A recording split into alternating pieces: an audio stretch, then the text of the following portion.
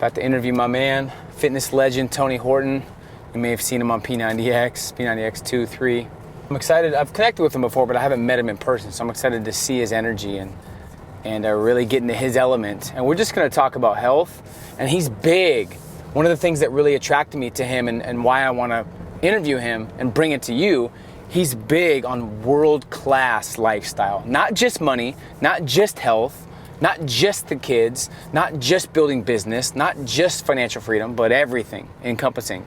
So that's why I'm going to really try to dig deep into what he feels like a world-class life is, what are his tips on how to build a world-class life, and of course, how to build a team. How did he structure P90X to go from obviously nothing to millions? It's the #1 soul fitness program of all time in the history of fitness. Appreciate you guys for believing in my ability to interview people, and my #1 goal as always is to bring you massive, massive value. So let me know what you think. We'll talk soon.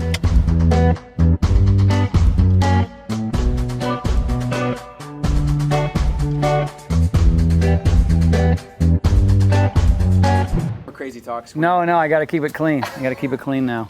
We're hanging out in my backyard. Our focus today is just to bring you guys value and just talk some shop, talk diet, fitness, health, wealth, your craziest memories. No, I'm just kidding. Ah! And have some fun. What I found out a second ago that a lot of people don't know is people would think that you're super regimented and structured and have the same meals every day. Not at all. That's not at all. Not at all. I eat when I'm hungry. You know, I used to have all these philosophies and it was really hard to stick to them. You know what I mean? When you get really rigid about your stuff, I don't care what it is, your fitness, your work, all of it, it just becomes this thing that this sort of this albatross that hangs over you where you have to keep up with it all the time. And so, you know, I just like to be pliable and mobile and ever-changing and understanding the pendulum swings in both directions. I mean, I get up in the morning and I have a shake. That is the one regimented thing I do. Pretty much the same thing goes in there every day. But sometimes I'm on the road, I don't have that shake. I go out and I have breakfast. If I have breakfast, I have vegetables and eggs and some chicken. And if my wife wants to cook me breakfast, well, that's an even better choice. You know, but I don't eat pancakes or waffles. There's certain things I won't do. You know, I don't want to eat, you know. So it's not regimen, but you eat healthy. You make sure. Yeah, fruits, vegetables, whole grains, lean proteins, healthy fats. You've heard me say it before. Woo, that's what I eat. We're both going to be able to stay in the chair while we're here. Yeah, no, I can't. And so, yeah, I mean, I'm just trying to eat green things and healthy things and things that my great-great-great-great-great-great-great-grandparents would recognize out of the garden. You know, lean, clean, mean. Why is our society, it seems like, in my eyes, so unhealthy? Is it? Because it's easy. Unhealthy is easy. Unhealthy is tasty. Unhealthy is addictive. Instant pleasure. Instant pleasure. Wow. Fat, sugar, salt, chemicals, you know, alcohol, drugs. That stuff's easy. It takes you away from reality. People don't like their reality. My reality sucks. So what am I going to do? I'm going to use breakfast, lunch, and dinner and snacks in between to at least temporarily soften the blow. Right? And then, of course, some people take it to the next level and really ruin their lives through drugs, alcohol, you know, sex with strangers, whatever they're doing, you know. What do you tell, and we'll dive in, there's no structure here, we want to be as authentic as possible, but what do you tell the CEO that thinks they're too busy, where they're working 80, 90 hours a week and their excuse is I don't have time for health? What's the conversation? You know, there's a lot of people in their mid-30s and 40s and 50s. It goes well into retirement, right, where it just becomes this grind. You know, they're chasing the almighty dollar. They want the bigger house. They want the stuff. They want to impress their friends. They want to put a giant ring on their wife's finger. I don't know what it is, man. You know, and it's not that there's anything wrong with that. I suppose if you're allowing yourself to have a sense of adventure and you're traveling and there's tons of laughter and joy and happiness in your life, if you've got, you know, if you can let that balance happen in your life, well then, you know, who's to blame anybody that's chasing the almighty dollar. But a lot of times it's not balanced. It's all the material, the money, the experiences, but they don't think about health. I know a lot of really wealthy people. And, you know, most of them, from what I can see, are really unhappy. And they're as unhappy as people who are struggling, who can barely get by. There's a different kind of unhappiness. You know, I mean, people chase all this stuff and inherently they're not satisfied. You know, they can't relax. They can't kick back. They can't go on a vacation without bumming everybody else out. You know what I mean? So I think it really is a matter of kind of figure out, you know, where's your wheelhouse, right? I'm going to go after that, whatever it is. Maybe you're just somebody who wants a simple life, who wants a natural, easy life, and you don't care about material things. You know what I mean? You're seeing more of a different picture. Kind of your thing is more about altruism and selflessness and you know, walking in nature. And other people are just money, money, money, money. And you know, hey man, I was broke well into my 40s, broke in debt, unhappy. Well, I had bouts of happiness because I'm an optimistic, upbeat guy. A lot of my friends were really cool. I was hanging out with artists, actors, and musicians and comedians. So it was hard to be, you know, bummed out all the time. I had good friends, but I was just couldn't go anywhere, couldn't do anything, couldn't own anything nice. And whenever I did, I would break out a credit card, you know, with a 17%, you know, interest rate on it, and max that out and get another one, and then pay that one off for the, you know, it was just a horrible lifestyle. And then I found, you know, eating right and exercise, and I began to care about getting my act together. I began to care about not doing this. So it started with health and feeling better. Well, it started with personal development first. Okay. It started with just, you know, going to seminars and books and Deepak Chopra and Tony Robbins and Andrew Weil and Richard Carlson and Wayne Dyer and Gary Zukav and all of them. You know what I mean? And the Tony Robbins tapes, you know? Tapes. This is before your time. Tapes. He just had a birthday. We won't tell you his age. 59. There we go. He will. There it is. 59. Doesn't look a day over 42. You're a good man. Show him the guns. Douche. Not too bad. So personal growth, and then so broke in your 40s, and then you had personal growth coming to you. You had health. What changed it all? As far as like, was there many breakthroughs? Was it a combination of things? Was it one conversation? Was it a partnership? Do you remember kind of the thing that turned it around, where you started seeing some real success, so you didn't have to use the credit cards? You know, for me, it was never one thing. It was a multitude of things over the course of about 3 or 4 years. I stopped drinking. That helped me immensely. I never had an alcohol problem. I was never that guy, you know, but I just noticed that whenever I did, I didn't have the energy and enthusiasm to kind of get after it the next day. I was sort of recovering from that, you know, and I would say early on, I'd get drunk about 2 or 3 times a month, you know, drunk in my 20s and 30s. And then in my late 30s, I stopped getting drunk, but I was still drinking, but it still had an impact. And I wasn't eating right. I was going to the gym and chasing girls, you know what I mean? Just trying to, you know, impress them with whatever that was. And then that wasn't as important anymore. I mean, these are things that you learn as you get into your 40s and 50s, right? And so then at one point I just got serious about exercising all the time, not sporadically. This has to be a 5 to 6 to 7 day a week equation. Oh, okay. Because, you know, I mean, a lot of my fans have heard the norepinephrine, dopamine, serotonin, brain-derived neurotropic factor line 1,000 times. But I understand the science of it. The science of it is that if I work out all the time, I'm sharp and I'm clear and I'm ready to go. And if I don't, I'm a moody freak. All right. So, you know, those are. I'm glad we let you eat before this. You did let me eat, because I would have gnawed your freaking ear off, man. And you know, so when I combined the food and the fitness, when I got the foundation of who I am now down, then I could go out, kind of go after everything. And then of course, there's little things that you learn along the way. Be in the moment, enjoy the journey, don't be attached to the outcome. People have heard me say these things before. Do your best and forget the rest. I trademarked the line, you know. And so you just have to practice what you preach. You have to show up. You have to hang around with the right kind of people, and you know what I mean. And you have to fall down and get up, and fall down and get up, and fall up. And I have 21 failed attempts at business. 21. Insoles for my shoe, mouth guards with Under Armour, 5 TV pilots, home delivery food service, food in 7-Eleven. I thought I was going to be a billionaire with that one, but 7-Eleven didn't want to do the deal in the end. It's good for people to hear that, though, because I see a lot of people, 1 or 2 businesses fail, and it's like, it's a mood killer. They can't stand the thought of starting another business, but you need to take the perspective of, okay, what did I learn from these things, and invest that into your next business. So you had that many failed businesses. Do you see them as failures now, or was it more like stepping stones. And learning. You would say at the same time. It's a lesson. It's a brilliant lesson, and if the lesson is adhered to, and you understand that I can't make that mistake, you know, too many more times, then you just shift gears slightly.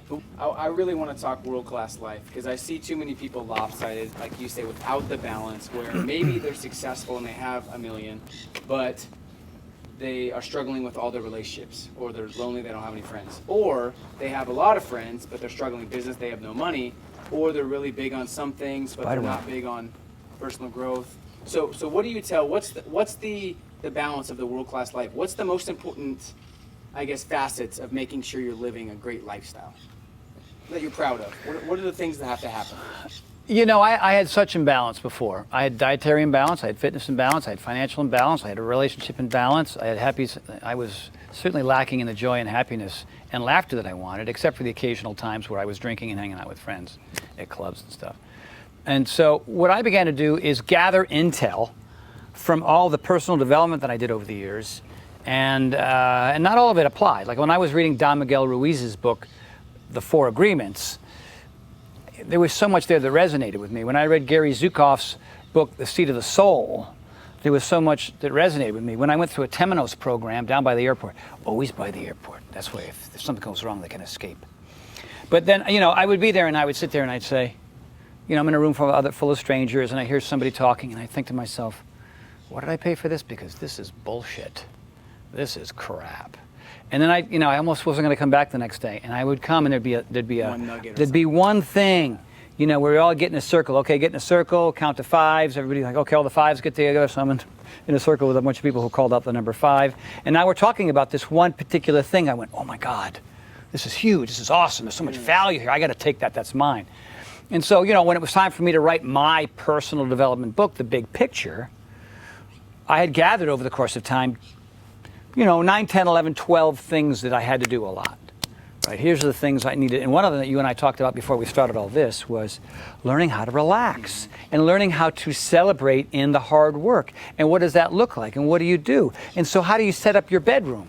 Like you get a badass mattress and you get great pillows and you change them out once every 15 years and you get some bamboo sheets and you get the TV and the phone and your, you know, all your personal device stuff out of the room, and you make that your oasis. You know what I mean? And you get a hammock, and you find that downtime to meditate or do some yoga, Pilates, whatever it is. And then you also schedule when you kick ass, right? And so, and you figure out, oh, who should the people be in my life? Like, oh wow, look at all these naysayers and wannabes and hangers-on and accolades and sycophants. I don't want these people around. So you go, hey, you know, you don't respond to them anymore. You don't go to their parties, and you don't show up to stuff that they're doing that you don't want to do anymore. And you start looking for badasses, right, who still understand what you want to do. And from that came 11 laws in the book, The Big Picture. And so I practice that. I practice what I preach. And so there's 11 things in that book. And then when I got hooked up with Brendan Bouchard, and he said, let's pull out the best nuggets that we can put into a course. And there were 6 separate sections that are in the course, The Big Picture. And so this is kind of my thing. This is kind of my world. This is the way I function. This is how I get from day to day to week to month to year to year. And if I continue to do those 11 things, it doesn't mean I don't continue to learn. I mean, when I spoke at Brendan Bouchard's event in San Diego, but in Santa Clara, I went to his event as a student and I took a crap load of notes. He's a smart guy. So that's what happens to a lot of people. Like you look at a lot of artists and a lot of successful people is they get to this, they have this goal and they achieve it, and then they don't know what to do next, and so they start to think that wave's they're gonna ride that wave forever, but that wave don't ride forever. That wave comes to show, and then you're there with nothing. And then you have to start from scratch, and you go, oh, I don't want to do it again because I became a fat cat, and I ate too much, and I didn't exercise, and I didn't stay humble, and I didn't keep cool people around. And, you know, the idea here is, I mean, I've been with Beachbody 18 years, going on 19 years, and somehow, at 59, I am still relevant. And that's because of the people who are looking in, and people understand, you know. Why do you think it's still crushing it when there's thousands, if not hundreds of thousands of fitness programs that do this? Come and go, come and go. Why did that Well, they come and disappear. Why did that stay the course, though? Why? Because it works like a son of a gun. It just works. Gimmick, like other yeah, it's hard, and you have to eat good, and everybody who does it's working on their weaknesses as much or more so than their strengths. And so from that comes change. Plus the modifications are there. Plus the variety. The thing is filled with more variety than still. There are programs that are still boxing and kicking and punching. There are ones that are still Pilates and yoga. There are ones that are still bodybuilding. Mine, to this day, is show me another program that has everything. You know, because there are trainers that only want to be proficient in 1 or 2 categories. Now, look, I'm a jack of all trades, a master of none. But I know how to do push-ups and pull-ups and Pilates and boxing and core and functional and proprioceptive and all of it. I saw your course down there. The camera guy was trying to do it, and he couldn't even. Yeah, the pegboard. The pegboard is. It's tough. He actually got up to a couple, but still doing that at 59. That's amazing. And another thing that stood out when we were doing another interview was that they let you, and you said you wanted to be yourself. On camera, you were funny, you challenged people. You're not thinking, okay, how do I be someone else to be perfect for the camera? You were just yourself. I think people like that. Well, people always said it always felt like they were hanging out with friends. Yeah. Not only myself, but the cast members. All the cast members were mic'd. Usually that wasn't the case. And when I asked them a question, they would speak, or they would say something silly, you know, German potato soup or okra or whatever they would say. And like, you know, Phil Malton is in Shoulders and Arms, and I come up to Phil and I go, hey man, how you doing? He says, get out of my face, you know. So there's interaction there. And Beachbody allowed me to be, you know, America's fitness clown, which is what I am. Most trainers take this stuff way too seriously, man, and they still do. It's really hard to add a bona fide personality, persona, whatever you want to call it, into the mix, where it still feels authentic and it doesn't feel pushed. Like I don't have to push anything. This is kind of who I am. On camera, off camera, shooting a video in front of a large crowd. It's always pretty much the same guy. The only difference between me, maybe, and those situations where either I'm on camera in front of people is I'm more of an NC-17 guy with the cameras off.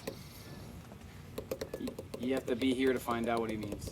So for the people that are trying to build a business, that are trying to rise above the noise, what do you tell them with your business experience of creating something that's legendary, that people still love to this day from 15 years ago? Anything you'll tell someone that's in a startup or in a company that maybe has the right product, but they just not getting it out there, or they're not getting the traction? How do you rise above? Go to your seminars, read your books, find your mentors, and make it a journey, man. Make it a long term. My journey was a long time, and I had little moments of success and then failure, then some success. I was always falling down and getting back up. I still am to some degree. With 21 failed businesses, my t-shirt company did well yesterday, but who knows what's going to do in a month? I don't know. You know, it's like, we're saturated the market. We sold our 500 shirts. It turns out only 500 people wanted them. Bummer! You know what I mean? So you got to come up with new t-shirts and new designs and hoodies and freaking hats, and you know what I mean? And so how hard do we want to do that? Because I only have so many hours in a day. There's only so many balls I can keep up in the air, and I am a very, very lazy man. I like sitting in my chair, staring up at space, and just breathing. You know what I mean? Because I'm 59, and you know, I kicked ass between, let's say, 37 and now, and I kind of feel like I just want to go to Jackson Hole and stare at the mountain and wait for the snow to come down so I can go up and down the mountain, and then go sit in my jacuzzi and go to bed. Hopefully and do that in for 2 years. Jackson Hole when I go there. Yeah, man, I'll be there in September. But you know, the point is, healthy people, fit people, have a greater success rate than people that are fighting their health all the time. And if you're chasing the almighty dollar, you know what I mean, and you're not taking care of yourself, and you've made a few bucks, and you think you've arrived, well, then try to go do something. Because for me, life is doing things. You know, I mean, I jumped out of a Chinook at 15,000 feet. I got in an F-15C and threw up 7 times. Then I got in a Thunderbird and threw up 3 times. I mean, you know, I like to go and I like to jump off of cliffs on my skis, and I like to compete with guys half my age when I'm, you know, doing my workouts and stuff. So I want to be able to physically look at a set of stairs when the escalators are out with 2 heavy bags of luggage and go, oh, here comes an awesome workout, as opposed to going into a panic. You know, like, oh my God, the escalators are out and the elevators are out, and I got to go up these stairs, and how am I going to do it? You don't want to be scared to go be able to physically do stuff. That's like a small, tiny, horrific life, in my opinion. You want to live large. It's the name of my course. Live large. Incoming. Nope, just a plane. So, you know, that's it. You want to be comfortable in your own skin. You want to have tons of energy. You want to be able to go do stuff, and you want to hang out with badasses, and you want to do that to your final days. It's not about longevity as it is about productivity as you live longer. Here's the thing about success on every level. It's relentless. It's relentless. It's daily. It's not a couple times a week. It's not every once in a while. You know, making money or being strong or eating well. This is a lifestyle. This is a thriving lifestyle. Everybody else survives. That's most people. They live small. They can't do stuff. They can't go places. They can't have things because it's harder. It's harder. Thriving is harder. And so if you don't eat right and don't exercise, at some point, one of those multiple categories of your life is going to take a massive hit and take you down. It's harder, but it's so worth it. With how you feel, where you're living, what you do, what you're creating, the ability to do what you want on your terms, that's worth it. You don't even know it's worth it. I was a C- student with a speech impediment who had no enthusiasm to do anything or go anywhere or try anything because I was afraid of failure. That's who I was for decades. Then you failed 25 times. Yeah. 21. 21. 22. And then it worked, and now you have an amazing business and shirt company and skincare, and you have a course out. That's amazing. Well, I appreciate you as not only a fitness guy, not only a CEO and a founder, but just an overall human being. You're a world-class dude, man, and I want to continue spreading the word. Love what you're about. I think more people need to understand health and need to understand wellness. If you don't make time for health now, you're going to have to make time for illness later. And I want to spread the message because it's such a game changer. So much respect, man. I appreciate you. Thanks for everything. Thank you, Peter. Right on. Let's take one last question just for the IG, and it's going to be... people asking questions. If you could go back to the day and wanted to be an entrepreneur and had nothing, what would you tell yourself now through trials and tribulations? If I wanted to be an entrepreneur, we're still live, we're still going? That was a fake goodbye, but don't let that throw you off. We're still here. Yeah, I mean, you want the hard truth? Eat a bunch of vegetables all the time. Stop drinking. Stop getting high. I sound like your grandfather, don't I? Seriously, like just go clean on the intake. So when you think about the hands and the gob, all right, these three things, 1, 2, 3, they control your general productivity. That's sort of your baseline. That's one thing you control 100,000%. You can't control the weather, you can't control other people, you can't control traffic, you can't. But what you put in your mouth, that will create the brain chemistry for you to be able to come up with answers. This isn't really so much always about education, because I know the smartest people in the world, a lot of PhDs who live in a studio apartment with a view of the train station. You know why? Because they eat like crap, they smoke cigarettes, they wallow in their sadness, they're terrible solution finders. But if the brain chemistry is such through food and fitness, now if you want to take it to the next level, if you want to go into overdrive, you want to turbo that sucker, then you work out 5 to 6 days a week. That is it. People hate that answer. They just want to have great information, and they think their work ethic and their connections are going to make it happen. No action. Yeah, but with some action. But you want to be in a consistent mood. You want to be in this mood where you feel like, yeah, I'm ready, I'm good. It's maybe my biorhythms are off, or it's pouring rain outside, everybody around me is a drag right now, but I've done what I needed to do, and that's eat right and exercise. If you look at the foundation of any successful company, the Harvard Business Review did a study on the most successful people and the most successful companies, small and large. And when food and fitness was the baseline, the foundation of their philosophy and who they were, then the pyramid for general success went up. If it was like, hey, do what you want. I mean, look at companies all across this country right now. They're coming up with these fitness programs. They're giving people free workouts. They're, giving them coupons and vouchers to gyms to join. They're passing out P90X and whatever else to people. And because they understand that productivity goes up when people are moving and exercising well. And that happens. That's true for a large organization or an entrepreneur. If you want more answers beyond this right here, I'm going to tell you plain and simple. Here comes the plug. Go to TonyHortonLife.com. You're going to find out where I go. You're going to find out what I sell. You can buy, a lot of people listen to this and go, Tony has a course with Brendan Bouchard called Living Large. So I can hear that. It'll go in here and go out there, and I'll go find something else to find solutions. Look, I was and now I'm not. And it's all in that course. Go to TonyHortonLife.com. There it is. Products, Living Large. Download it, do it. My wife did my course twice. I mean, she has me. I'm right in bed next to her. She could just ask me questions. But she goes, no, I like the structure of it, and it makes me, take all my notes. So here's the thing is, you have to trust it. You have to have faith in it. Him or I, or whoever it is, I would have all these experiences, and I would gather up the stuff that made sense to me, and I would ignore the stuff that didn't, and then I would start to apply it. I would stop. Drinking doesn't work for me. I'm going to stop. Eating cake. Stop eating cake. Cake has no waffles. No. I understand how that affects my brain chemistry. I want to, like a friggin' Ferrari going 100 miles an hour off a cliff. Wham! That's how I want to move. That's how I want to think. That's how I want to be. So, you can't just F off and go party. Use party as a verb and get wasted with your pals. No! You'll never get there, ever. And if you do, the end will suck, because it'll all pay back in the end in a negative way. You heard it first. That's all I got to say. From the man, the myth, the legend. Also follow on Instagram and Facebook, Tony S. Horton, and TonyHortonLive.com. Appreciate you guys. Thanks for tuning in. Hope you guys got some value. Peace.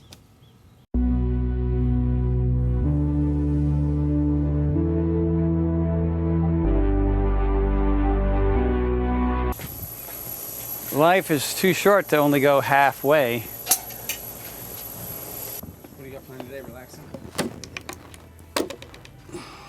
So here, this will help you. And it kind of helps with all the stuff. Just right there. Liquid go-go. Only on the fingers, the palm and the thumb, and it'll turn dry like that pretty quick. Hourglass, so we start here and this one is here. And we go to the center and we open up and we go back to the center and back down. You want me to show you what it is? Show me one that I can do right So I'm just gonna go from this corner to the top to that corner. Okay. All right, maybe I'll go across too. But the key to this thing is speed. Like you're being chased, like there's a fire behind you, like you're trying to save your family's life. I mean, if you meander, you won't get there. No meandering. You ready? And by the way, this is not the humble Tony talking. If I fall asleep while I'm up here, tap me on the shoulder and wake me up. Speed is your friend. And you could use your feet. You can use your feet on the wall. I mean, the wall's pretty slick, so you're not going to get a lot of traction on the wall. But I've already done this 3 times today, but I'm here for you, dude. I'm here for Peter, everybody.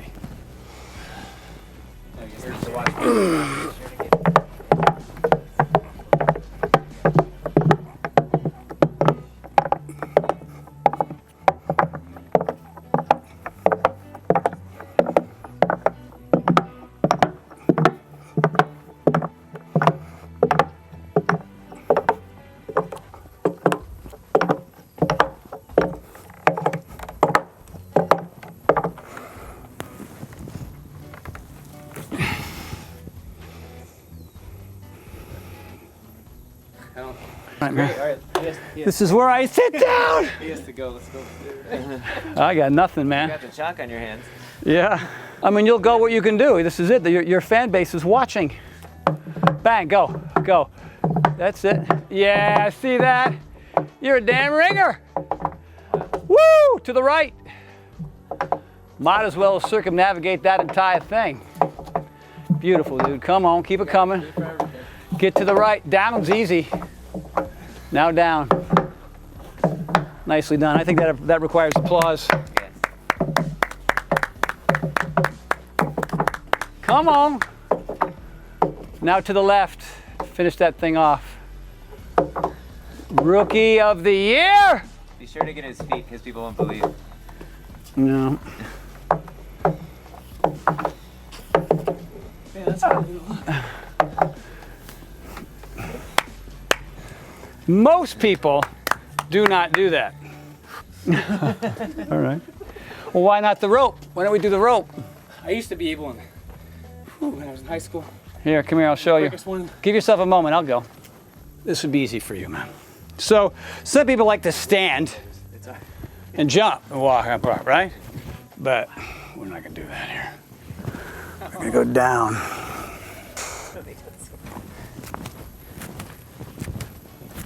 After the legs.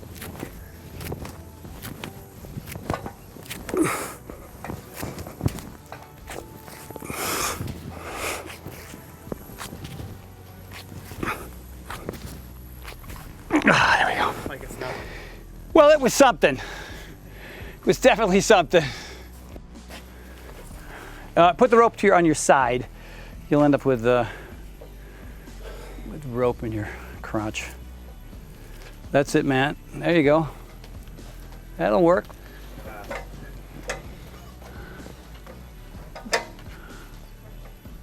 What?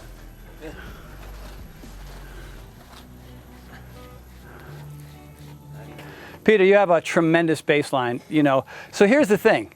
The bigger you want to get, the harder all this becomes. Oh. So you have one of two philosophies. Get big because you think that looks good, because your ego wants that, or you turn that off and you start doing the functional fitness. And because this is the fountain of youth.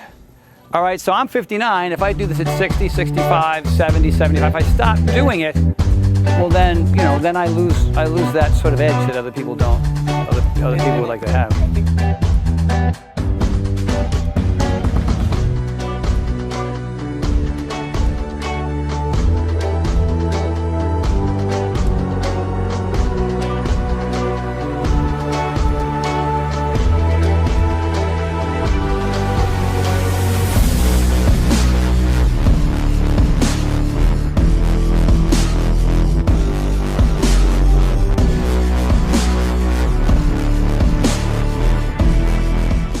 Hey, Peter Voogd here, and thanks for checking out my channel. Hope you enjoyed the video. I want you to do me 2 quick favors. Number 1, subscribe to my channel so you can get updates when I release new videos just like the one you just watched. Number 2, if you'd like to start getting real results in your business and life, I want to give you a free action plan based on the core concepts from my #1 best-selling book, 6 Months to 6 Figures. It's called the 6 Months to 6 Figures Action Guide. Extremely tactical, relevant, and comprehensive. And through a series of simple questions and actions, you'll develop the clarity, confidence that you really need to achieve your biggest goals faster than you can imagine possible. More than 15,000 entrepreneurs like you have already gone through this, and they've seen amazing results. You're gonna love it, so I wanted to give it to you for free just for thanking you for watching my videos. So you can get it at peterjvoogd.com/free, and it's also gonna be in the corner. Thanks again for watching. Looking forward to helping you in every way I can. Appreciate you.